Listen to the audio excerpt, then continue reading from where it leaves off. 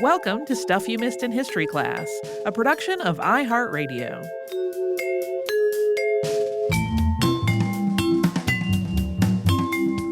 Hello and welcome to the podcast. I'm Tracy V. Wilson. And I'm Holly Fry. If you're a regular listener to the show and you listen to the episodes in order, you have heard me talk about getting into a topic that was unwieldy, and so I dropped it immediately to instead do an episode on electrocardiograms. Now we have come to the unwieldy topic. For a very long time, novelist Edward Bulwer-Lytton has been lingering on my shortlist. His 1830 novel, Paul Clifford, started with the words, "It was a dark and stormy night." Believe it or not, he was not the first person ever to publish that phrase, but afterward it became widely used and reused and satirized and lampooned, and it even spawned the Bulwer-Lytton Fiction Contest for Bad First Sentences, which was held at San Jose State University for 42 years. I really knew zero about Edward Bulwer-Lytton besides that one thing. And so I was just kind of like, that guy, what was his deal? There he was on the short list. More recently, I was trying to figure out if I had access to enough information to do an episode on Bianca Capello, who was the 16th century Grand Duchess consort of Tuscany. Her life is described as full of scandal. Horace Walpole, who we covered on the show back in October, was talking about a painting of her when he coined the word serendipity. So that quest led me to Edward Bulwer-Lytton's wife, Rosina, who wrote a historical novel about Bianca Capello in 1843, and it did not take long for Rosina to take her husband's place on my shortlist and then to move up to the top to do an episode. Edward is still a big part of this episode, though, because it is really about their marriage and their separation. According to Rosina, Edward was abusive, and he definitely had multiple affairs. And because married women in England really had no legal status independently of their husband, Rosina's options in this were incredibly limited. She wrote that novel because she was trying to make ends meet in the wake of their separation. This turned into a two-parter. Today's episode is about Rosina's early life and the early years of her relationship with Edward up to their separation. Again, that story is going to involve abuse. And then on Wednesday, we will talk about their decades of living in separation and Rosina's very embittered writing about it. Rosina Doyle Wheeler was born on November 4th, 1802 in County Limerick, Ireland. She was the daughter of Francis Massey Wheeler and Anna Doyle Wheeler.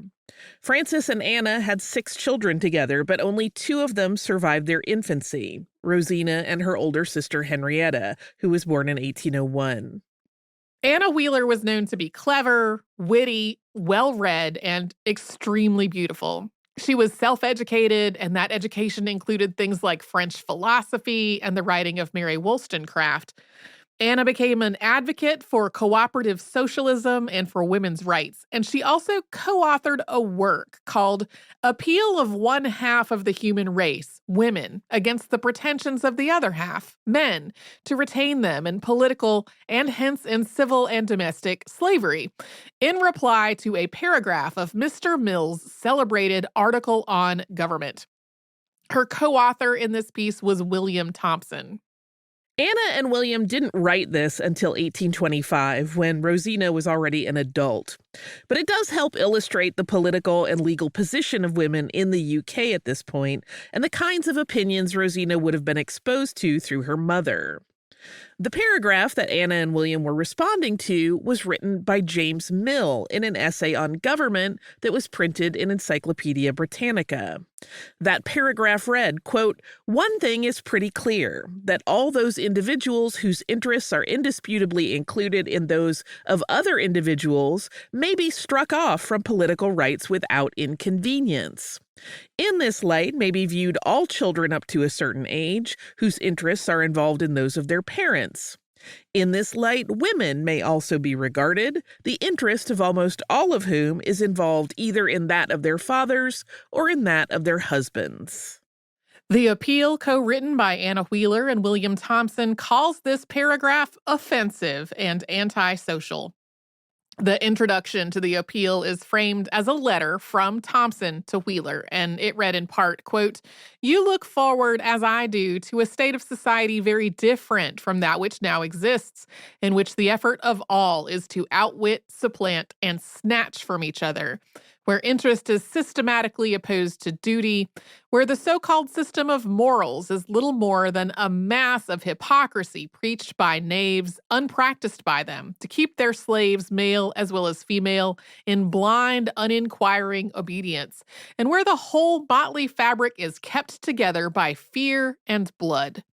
You look forward to a better aspect of society, where the principle of benevolence shall supersede that of fear, where restless and anxious individual competition shall give place to mutual cooperation and joint possession, where individuals in large numbers, male and female, forming voluntary associations shall become a mutual guarantee to each other for the supply of all useful wants, and form an unsalaried and uninsolvent insurance company against all insurable casualties, where perfect freedom of opinion and perfect equality will reign amongst the cooperators, and where the children of all will be equally educated and provided for by the whole, even these children longer the slaves of individual caprice."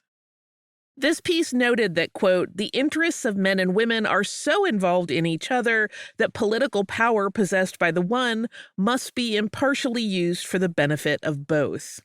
But it also made a rhetorical argument that if political power had to rest only with one sex, that it should be women because women were the weaker party and would not be able to overlook the needs of men the way men were able to overlook the needs of women. Anna Wheeler's thoughts on marriage were partially informed by her own marriage. She and Francis got married when they were both still in their teens.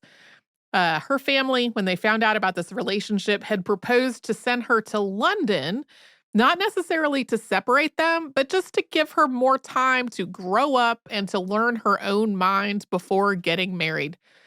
But that suggestion had just led her to double down on her insistence that they get married immediately. Francis seems to have been outwardly amiable, but he also drank excessively, and his behavior could be threatening. According to Rosina's account, when she was born, her mother's attendants were terrified to tell Francis that she was a girl because he had been so adamant about wanting a son that they were legitimately scared of what his reaction would be. In 1812, Anna left Francis, and she took Henrietta and Rosina with her. They went to Guernsey, where Anna's uncle, Sir John Doyle, was lieutenant governor. He had been something of a surrogate father to Anna after her own father's death. Mother and daughters moved into rooms at the government house, which was a lot more lavish than where they'd been living in Kilross, Ireland. The girls had a French governess and an assortment of tutors, and Rosina described the atmosphere of the house as, quote, "sort of perpetual saturnalia that was allowed unchecked to go on." She also developed a flair for mimicry, imitating their governess and their tutors and various guests who came to the government house. While this was a financially comfortable situation, Rosina still found these years difficult. Henrietta was clearly their mother's favorite, and Rosina later wrote, quote, "I soon became that most miserable of created beings, the neglected sister of a favorite and favored child. Not that I envied Henrietta for being loved, indulged, and privileged on all occasions, for it was impossible not to love one so gentle, so gifted, and so good. I thought it was a matter of course that everyone must do so. Still, I did long for a little of my mother's love." The family left Guernsey in 1816, and we'll get to that after a sponsor break.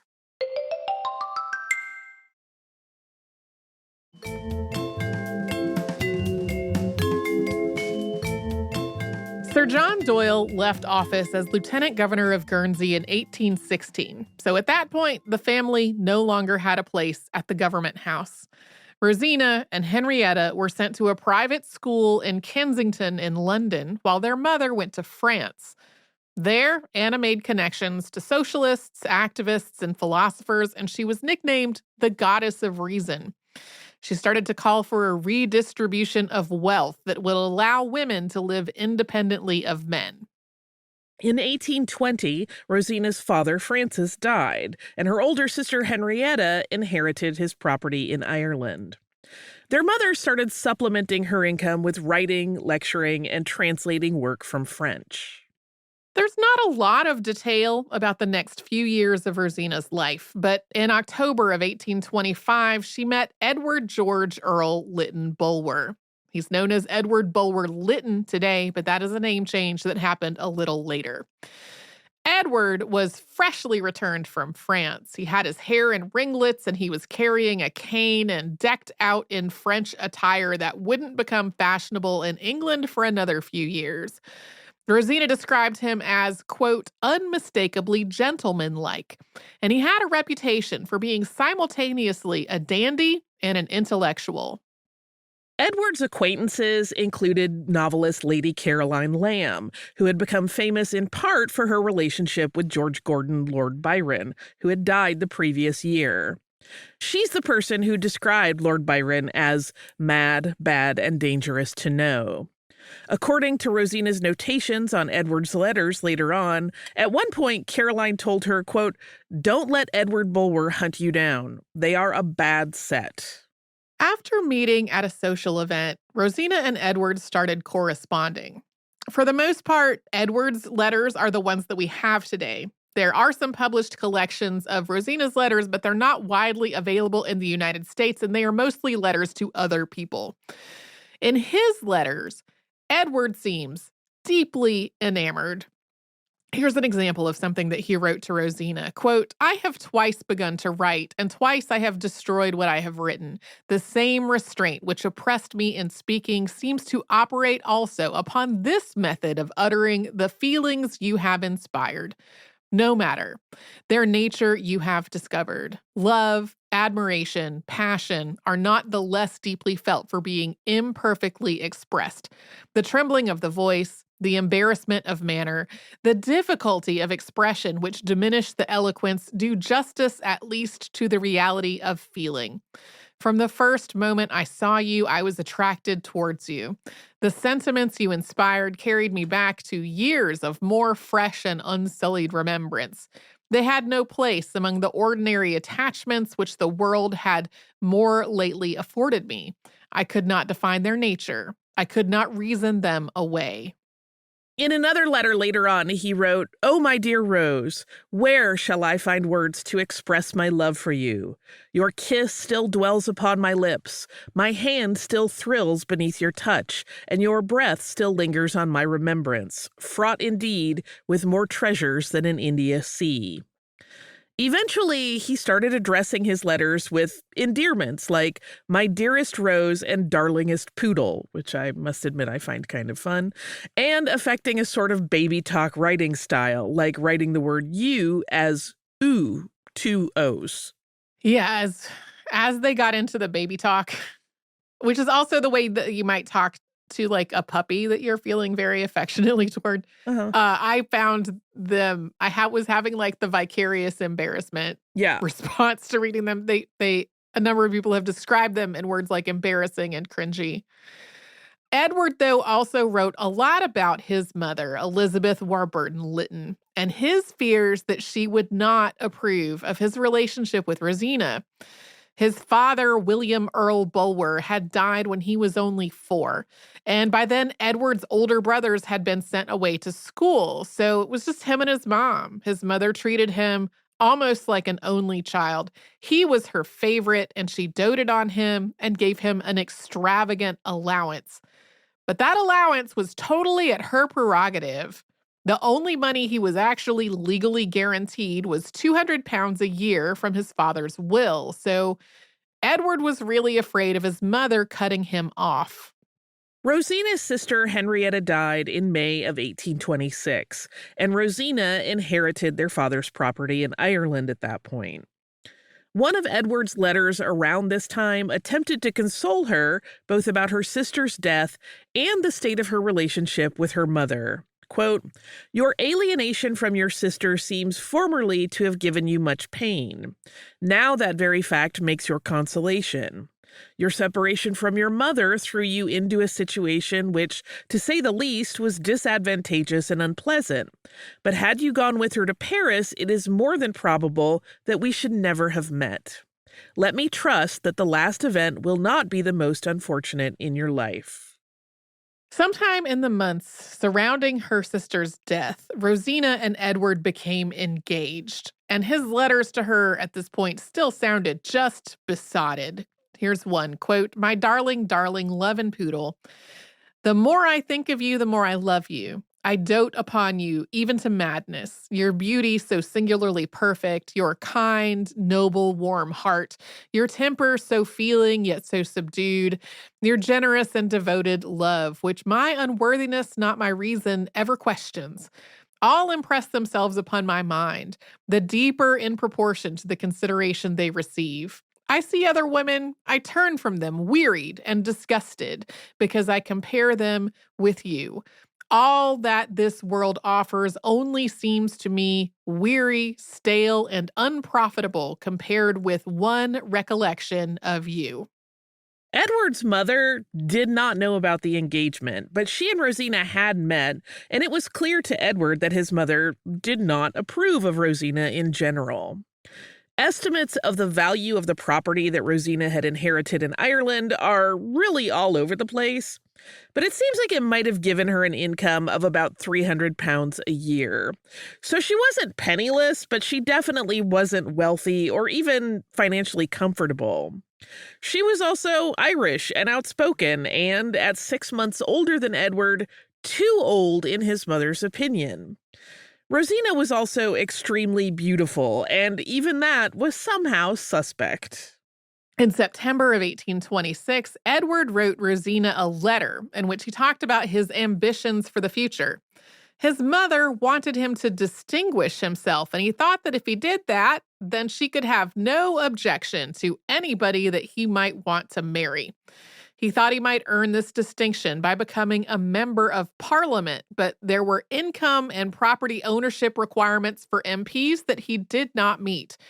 So he thought he might make up the difference in income requirements by writing. So that became the plan.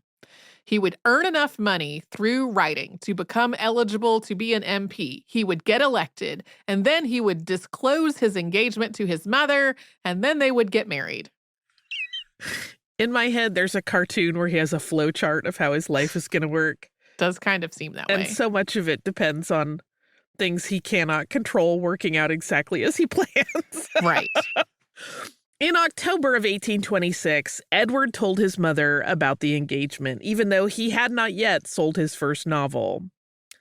This did not go well, and Edward described a letter his mother had written him this way, quote, "There is not in this letter one kind expression to redeem its want of almost human consideration for my feelings, and it ends with saying that if I marry, I should have not her consent, but her curse."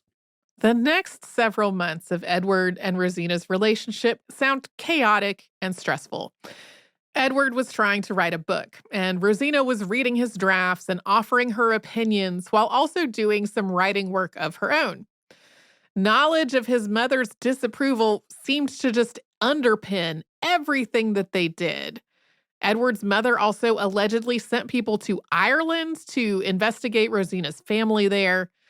The couple kept setting dates for a wedding and then postponing it, and at least 3 times Rosina called the engagement off entirely, but then they resumed the relationship. Edward sold his first novel, Falkland, in 1827.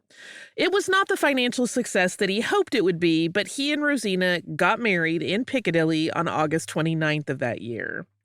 His mother did not come to the wedding, and afterward, as she'd threatened to do, she cut off his allowance, leaving him only with his inheritance from his father and what he could earn on his own.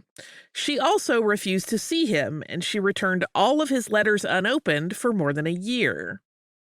In one of his many letters, Edward had told Rosina that because of this whole situation with his mother and his reduced income, they might have to live abroad in total isolation. Instead, they moved to a secluded house in Oxfordshire where Edward kept trying to be a successful writer with Rosina's ongoing help. We will talk about how their marriage evolved from this after we pause for another sponsor break.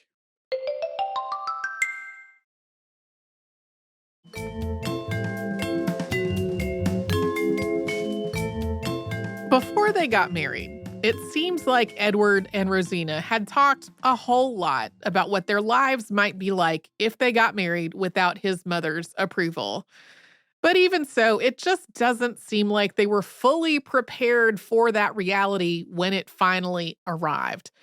Edward continued to write Rosina really gushing letters when they were apart, but he also worked himself just to exhaustion trying to earn money as a writer, and he expected Rosina's continual help with that writing.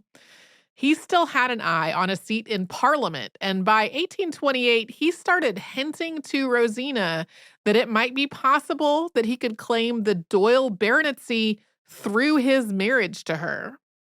By that point, Rosina was pregnant, and her first allegation of Edward's physical abuse was during that pregnancy. She said she had been helping him in their library, but she got tired and she had to lie down on the couch. When he asked her to go up a ladder to get him another book, she told him that she was too tired to do it. And at that point, he kicked her.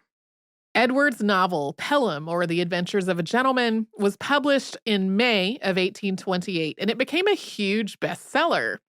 Their daughter, Emily Elizabeth, was born the following month on June 27th. Soon after this, Edward decided that Emily should be sent to a wet nurse because if she stayed at home, she would take up too much of Rosina's time when he needed her help with his writing.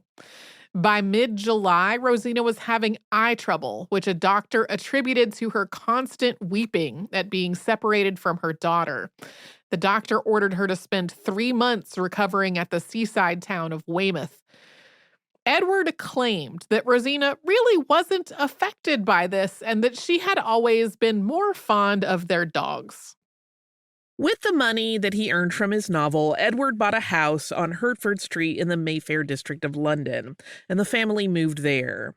He started making more political connections, and he started repairing his relationship with his mother, which added another layer of strain to his marriage, because Elizabeth could be very domineering, and as we have established, she did not approve of Rosina at all. In the spring of 1831, Edward was elected MP for St. Ives. He met the property ownership requirement through the estate in Ireland that had belonged to Rosina's father, because the way marriage worked under British law, married women's property belonged to their husband. On November 8th of that year, their son Edward Robert, known as Robert, was born. In 1832, the Great Reform Act was passed in the UK, which reformed the parliamentary system and changed the requirements to become an MP. This law changed the parliamentary map, getting rid of so-called rotten boroughs that had 2 members of parliament but almost no population to represent. It also reduced the number of MPs in smaller districts, including St. Ives, which dropped from 2 MPs to 1.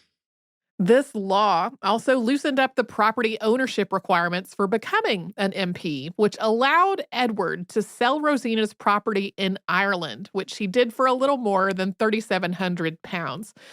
Rosina had no say at all in this decision, again because of those same laws about how marriage worked.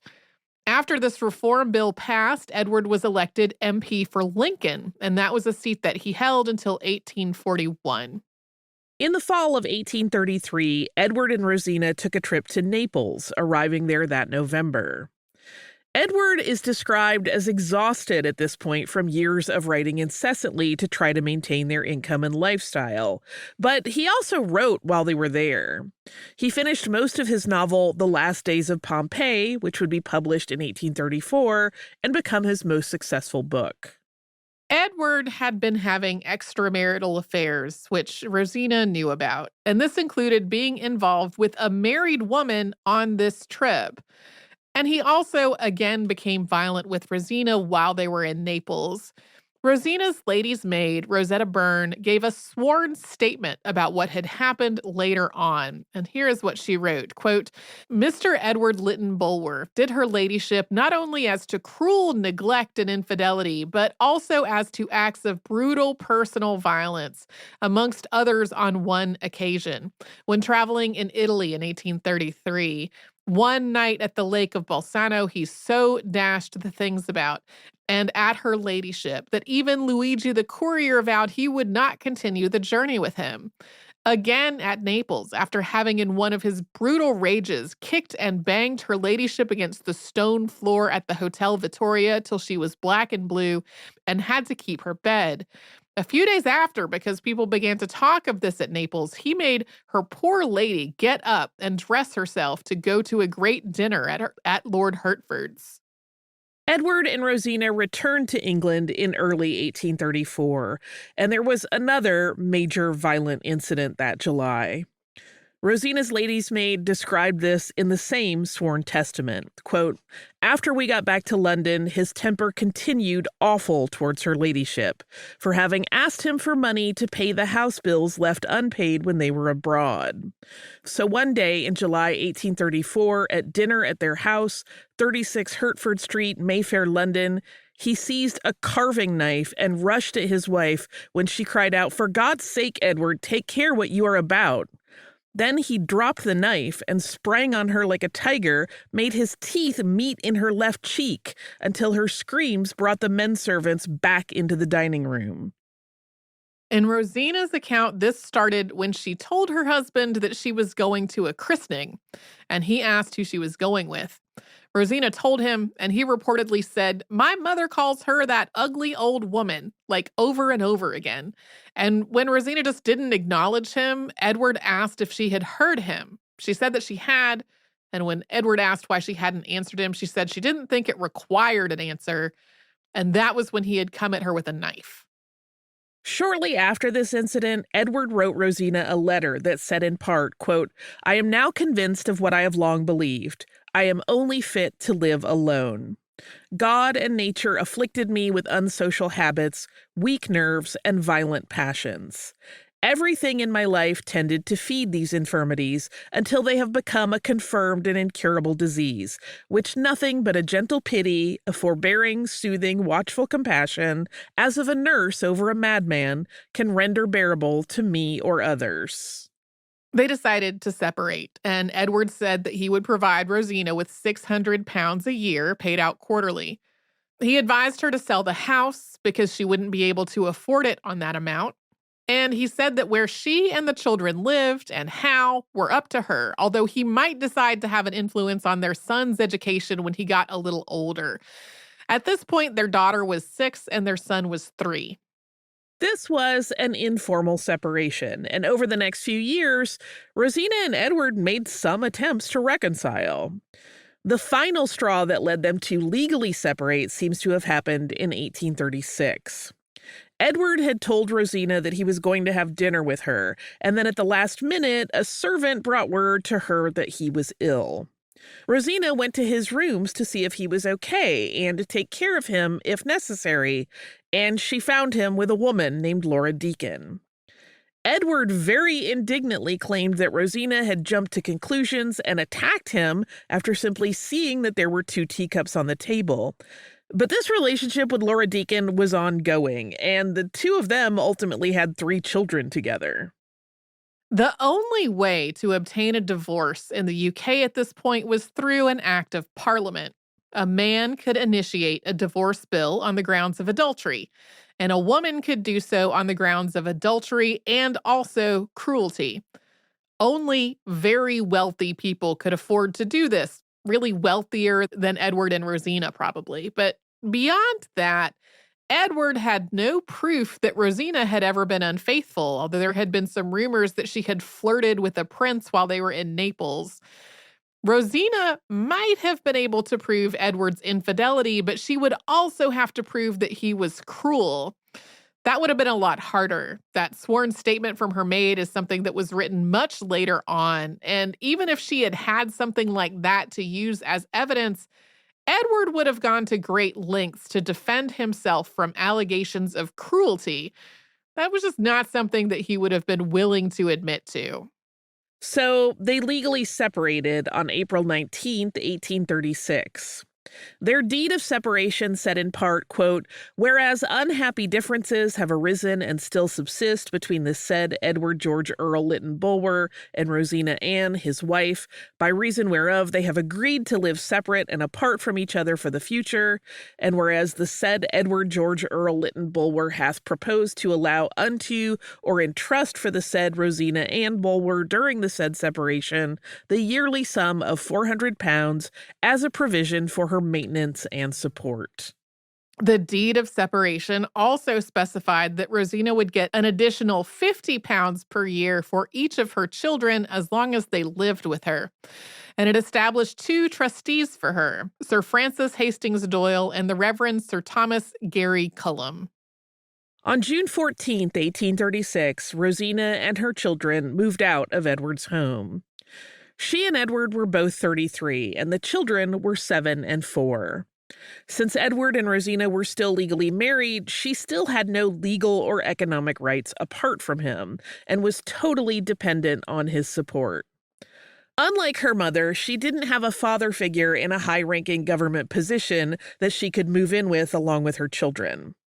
Sir John Doyle, who had sheltered them when Rosina was a child, had died 2 years before this. This was not a case in which Rosina and Edward happily went their own way after being separated. In the words of her maid's sworn statement, quote, "He has ever since hunted her through the world with spies and bad women, and does not allow her enough to live upon for a lady in her station." After their separation, Rosina wrote a lot, both to make up for a lack of income and to make sure that the world knew what she thought of her husband. And we're going to get into all of that next time. Do you have some listener mail to take us out of this domestic horror? I do have some listener mail. Before listener mail, we can mention once again that we are taking a trip to Morocco this November. I don't think we have mentioned that on the show in a bit. The last time I checked, we were sold out of individual single rooms, and Defined Destinations was getting in touch with people just to see if there was anybody who might be okay sharing a room with somebody. There are still spots available for people traveling together as a pair, whether that's friends or a couple or whatever. So the best way to get to that is to go to defineddestinations.com and click on tours, and it's the one called A Taste of Morocco. And yes, now I do have listener mail. This listener mail is from Gary, who wrote after our Triple Nickels episode. Gary wrote, "Dear Tracy and Holly, I know I've been writing a lot lately, but I've been listening to your podcast a lot lately, and I have thoughts. As a white male boomer and a lifelong resident of Oregon, I didn't expect the Triple Nickels episode to hit so close to home, but it did in several ways. First, my ears perked up at the mention of Fort Benning. My mom's first husband attended officer training school at Fort Benning. When my mom was about 21 years old, she took a train across the country to join him there. In later years, she told me that train ride through the South and her time in Georgia were very upsetting to her because of the widespread poverty and the treatment of Black people. Her husband was killed in a non-combat vehicle crash somewhere in Europe shortly after VE Day.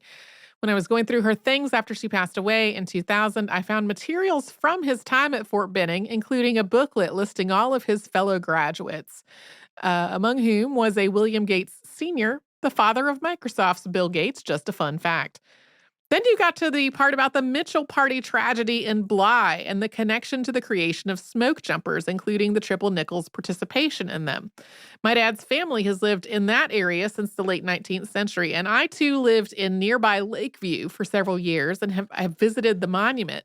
One of my older brother's best friends earned money for college as a smoke jumper based out of Cave Junction, near where we grew up in Grants Pass. But I really wasn't aware of the 555 or their connection to the balloon bomb case or the smoke jumpers. And I'm always really happy when I learn new historical facts, especially about things and events that have touched my life. So thanks again for a really interesting episode. I'm attaching another photo of Juno, the red standard poodle, this time on a little hike with us. She's posing on a trail surrounded by blooming larkspur. She just turned 10 years old earlier this month, but she's still a very active girl and loves walking in the forest with us.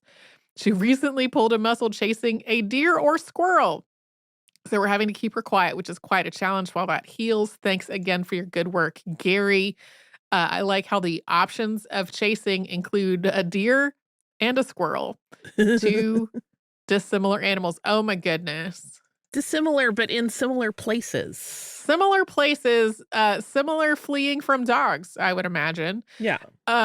What a cute poodle. She's precious. Very cute with a brown, just brown, light brown fur and this face looks very pensive to me.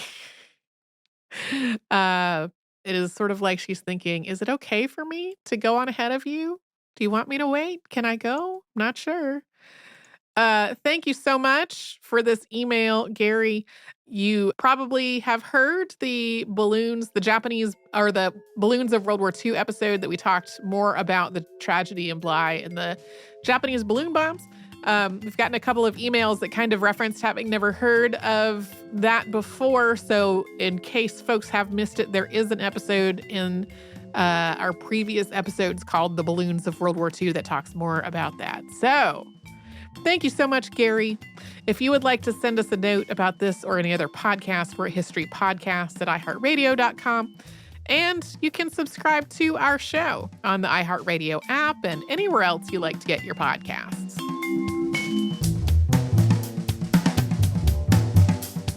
Stuff You Missed in History Class is a production of iHeartRadio. For more podcasts from iHeartRadio, visit the iHeartRadio app, Apple Podcasts, or wherever you listen to your favorite shows.